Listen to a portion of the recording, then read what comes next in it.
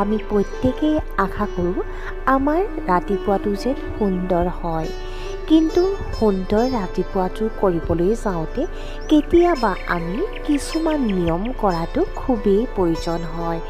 যদি আপুনিও ভাবিছে আপোনাৰ দিনটো সুন্দৰ হওক আৰু প্ৰত্যেকটো দিনাই আপুনি ৰাতিপুৱাৰ আৰম্ভণিৰে পৰা এটা পজিটিভ এনাৰ্জিৰ সৈতে নিজৰ কৰ্মদক্ষতাৰে কামবোৰ কৰি যাবলৈ শক্তি লাভ কৰোঁ বুলি ভাবিছে, তেন্তে নিশ্চয়কৈ আপুনি সঠিক ঠাইলৈ আহিছে। কাৰণ এই ভিডিঅ'টো সেইসকল ব্যক্তিৰ বাবে প্ৰস্তুত কৰা হৈছে যিসকলে পুৱাৰ ভাগটো ঈশ্বৰৰ প্ৰণিপাতেৰে আৰম্ভ কৰিব বিচাৰে আৰু সুন্দৰতাসমূহ লাভ কৰিব বিচাৰে। তেন্তে আহক পলম নকৰি আজিৰ ভিডিঅ'টো আৰম্ভ কৰোঁ।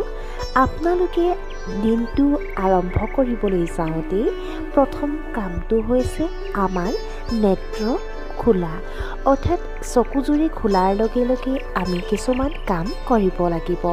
প্ৰথম কামটো হৈছে আপুনি যেতিয়াই পুৱাৰ চকুজুৰি খুলিব তেতিয়াই প্ৰথমে দুই হাতৰ তলুৱালৈ লক্ষ্য কৰিব।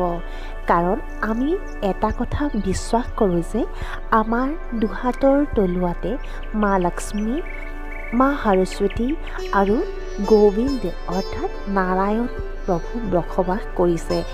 গতিকে আপুনি দিনটো শুভাৰম্ভ কৰাৰ আগতে তেওঁলোকক পুৱাৰ প্ৰণিপাত জনাব পাৰে। ইয়াৰ বাবে আপোনালোকে এটা বিশেষ মন্ত্ৰ জপ কৰিব আৰু সেই মন্ত্ৰটো জপ কৰি উঠাৰ পাছত আপোনালোকে লাহেকৈ